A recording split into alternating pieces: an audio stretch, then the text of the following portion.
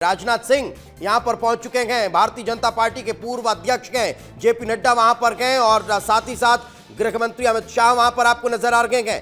आपको नितिन गडकरी दिखाई दे रहे हैं, धर्मेंद्र प्रधान आपको वहां पर नजर आ रहे हैं। ये देखिए, ये सभी जो नॉमिनेशन हैं वो यहां फाइल करते हुए नजर आ रहे हैं। अब ये नॉमिनेशन जो है वो नितिन नवीन का है, लेकिन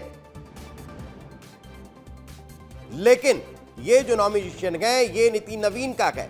उनके प्रस्तावक के तौर पर इतने लोग यहां पर नॉमिनेशन फाइल करने के लिए पहुंचे हुए हैं और अब उसके बाद जो है वो प्रक्रियाएं आगे बढ़ेगी। इसमें देखिए आपको नितिन गडकरी, जेपी नड्डा, अमित शाह, राजनाथ सिंह, 4 पूर्व राष्ट्रीय अध्यक्ष नजर आ रहे हैं जो अब अपने पार्टी का नया अध्यक्ष चुनने जा रहे हैं। आपको किरण रिजिजू दिखाई दे रहे हैं, धर्मेंद्र प्रधान हैं, आपको साथ ही साथ पार्टी के जो तमाम वरिष्ठ नेता हैं वो भी यहां पर मंच पर उपस्थित दिखाई दे रहे हैं। तो ये चुनावी प्रक्रिया है जिसका निर्वहन यहां पर हो रहा है। नॉमिनेशन फॉर्म भरना होगा और वो फॉर्म यहां पर भर दिया गया है। नॉमिनेशन के बाद वोटिंग हो सकती है, अगर इसकी आवश्यकता लगती है तो दिल्ली में बैलेट बॉक्स की काउंटिंग होती है और फिर उसके बाद यहां जो अध्यक्ष के नाम का ऐलान है वो कर दिया जाता है।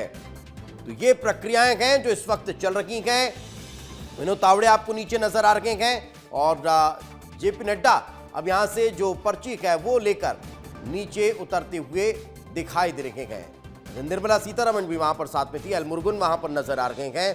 तो वरिष्ठ नेताओं की जो एक फहरिस्त है वो यहाँ पर सत्यनारायण जटिया आपको नजर आ रहे हैं। ये तमाम वो वरिष्ठ नेता हैं जो यहाँ पहुंचे हुए थे और उन्होंने यहाँ जो संगठन पर्व की प्रक्रियाएं हैं उसका यहाँ निर्वहन किया है।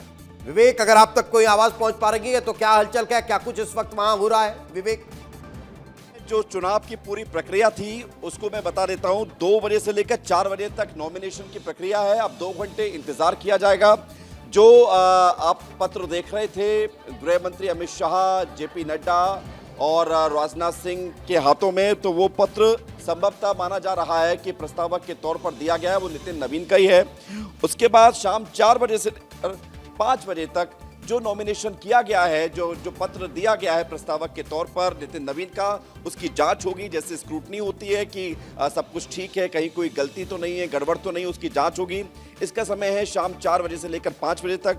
उसके बाद अगर एक से ज़्यादा नॉमिनेशन होता है, अगर कोई और इस बीच 2 बजे से लेकर 4 बजे तक नॉमिनेशन करता है और अगर उसको लगता है कि नहीं है मुझे चुनाव नहीं लड़ना है, तो उसको अभी वक्त रखा गया है शाम 5 बजे से लेकर 6 बजे तक। और उसके बाद शाम 6:30 बजे राष्ट्रीय चुनाव अधिकारी के द्वारा प्रेस वक्तव्य जारी किया जाएगा और उसके बाद कल 11:30 बजे से लेकर 1:30 बजे के बीच में घोषणा हो जाएगी।